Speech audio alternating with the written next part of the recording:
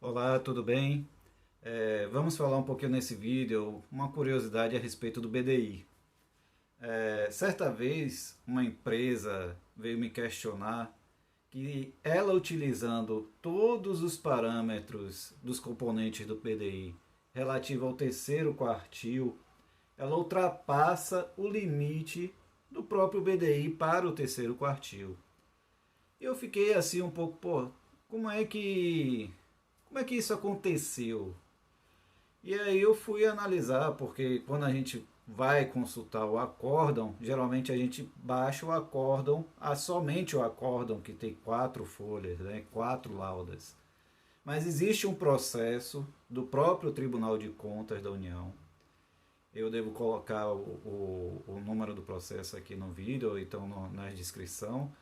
Ele tem aproximadamente 114 laudas, 114 páginas, incluindo o próprio acórdão, ele fica lá no final do processo. E ele não é uma leitura desgastante, é uma leitura técnica e até uma leitura de engenharia. Então, para quem é engenheiro, para quem é curioso, pode ir lá, ler, vai entender, é bastante explicativo, né?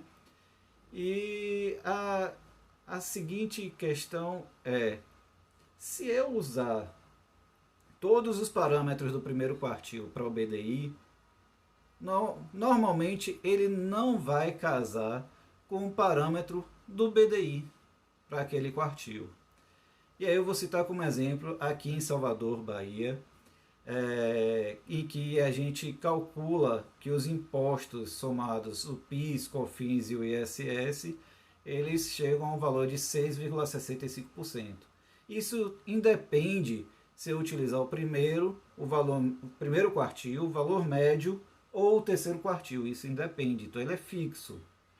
Então, se eu pegar todos os parâmetros do primeiro quartil e colocar esse imposto de 6,65, eu chego a um valor de 19,85%, que é inferior a 20,34% estipulado lá para o BDI do primeiro quartil.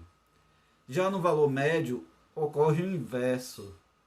O valor calculado utilizando os impostos de 6,65% e os parâmetros para o valor médio, eu chego a um percentual calculado de 23,54%, sendo que o BDI recomendado para esse valor médio é de 22,12%. E sobe mais ainda para o terceiro quartil, que foi o questionamento dessa empresa lá no passado, em que o BDI calculado ele vai para 27,54% e o recomendado no acórdão é de 25%. E como é? Por que isso?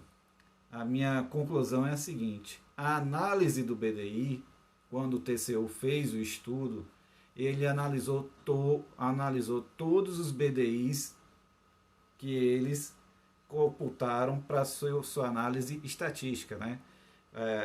De acordo com as licitações, de acordo com as empresas vencedoras. Foi a análise, o critério deve ter sido esse. Só que ele é independente, a análise do valor do PDI é independente da análise dos parâmetros.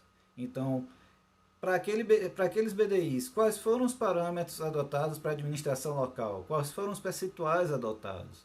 Quais foram os percentuais para seguro e garantia? Quais foram os percentuais adotados para risco, despesa financeira, lucro operacional?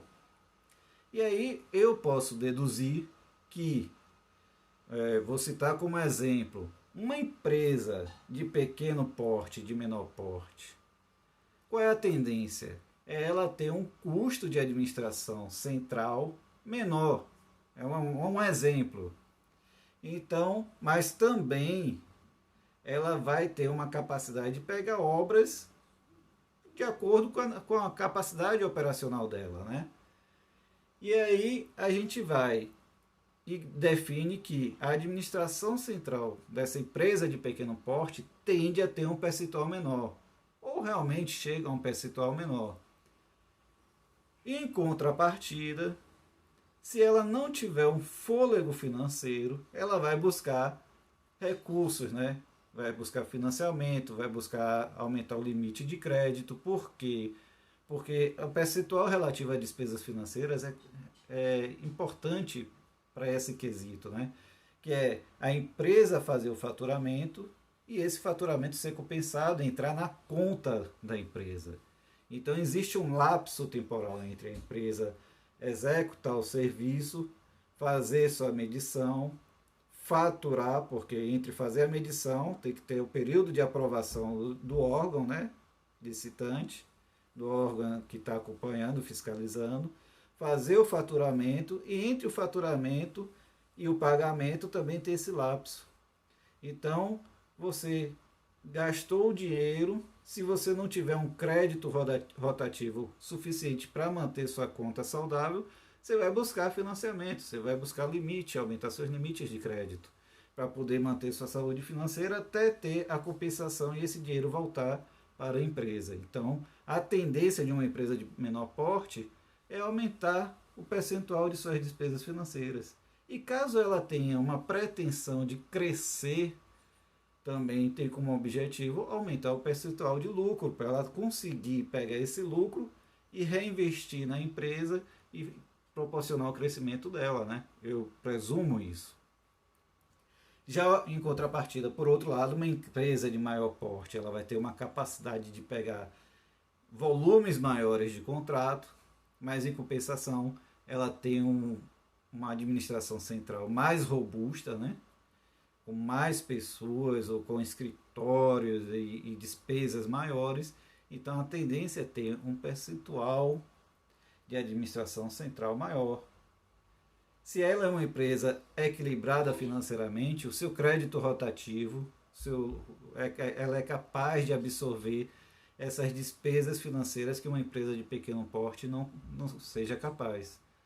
Então, tem essa compensação. Por ela pegar contratos maiores, ela também pode reduzir seu lucro, porque ela vai ter também uma capacitação, uma capitalização maior em função do maior volume de obras que ela está pegando. Então, ela pode reduzir sua taxa de lucro, seu percentual de lucro. Então, tem essa compensação. O BDI que está lá para o primeiro quartil de 20,34%, não necessariamente utilizou todos os percentuais do primeiro quartil. A minha conclusão é essa. Então, se uma empresa está apresentando todos os seus parâmetros, se ela acha ou ela calculou, porque eu acho que o ideal é a empresa calcular e ver qual é realmente os seus percentuais, se eles estão dentro do primeiro quartil, entre o primeiro e o valor médio, ou entre o valor médio e o terceiro quartil, ou está superior ao terceiro quartil. Se ela está dentro desses parâmetros, e qual é realmente o valor que ela tem, o percentual que ela deveria adotar, e adotar. Se ela tem benefícios fiscais por ter um sistema de tributação diferenciado, o Simples, por exemplo, ela tem que declarar quais são os... Essa é talvez a questão mais importante, declarar quais são os impostos que ela devidamente vai recolher para aquela licitação. Porque a licitação é em um município, então você tem uma taxa de ISS relativa àquele município, que pode variar de um município para outro. Então ela tem que declarar, porque senão, se ela declara que recolhe um percentual maior de imposto, e na realidade é menos, ela pode estar repassando isso para o lucro e ter um entendimento aí que ela não está sendo correta. Se ela está colocando um percentual menor, aí é o contrário, ela pode estar sonegando os impostos. Esse daí é uma coisa que não se mexe muito e tem que ser de fato o que está sendo recolhido. Agora, se o percentual ficar abaixo dos 20,34%, eu acho que tem alguma coisa talvez que essa empresa talvez não esteja computando corretamente, ou ela talvez não esteja almejando o seu crescimento com lucro, ou não esteja pensando nessa questão de ter um crédito rotativo, né? Você ter condições de manter esse faturamento, porque querendo ou não, você vai ter um lapso temporal. E esse lapso temporal você vai pagar juros, vai pagar despesas financeiras relativas entre você tá pagando sua folha de pessoal, tá pagando os fornecedores, os prestadores de serviço e receber esse dinheiro de volta para poder se capitalizar novamente, ter esse capital de giro, né? Crédito de giro, capital de giro, às vezes eu me confundo, mas enfim, em resumo é isso, a empresa ela tem que ter essa questão. Então, essa é uma curiosidade relativa ao BDI que eu queria passar para vocês. Nem sempre você adotando o primeiro quartil e os impostos vai casar com o BDI adotado. Isso daí eu já provei aqui. Então a empresa ela tem que ter o cuidado na hora de fazer e determinar o valor do seu BDI. Espero que tenha ficado claro. Se vocês tiverem alguma dúvida é só vocês postarem que na medida do possível eu vou respondendo. E se vocês gostaram do vídeo, curtam para aumentar a visibilidade, né?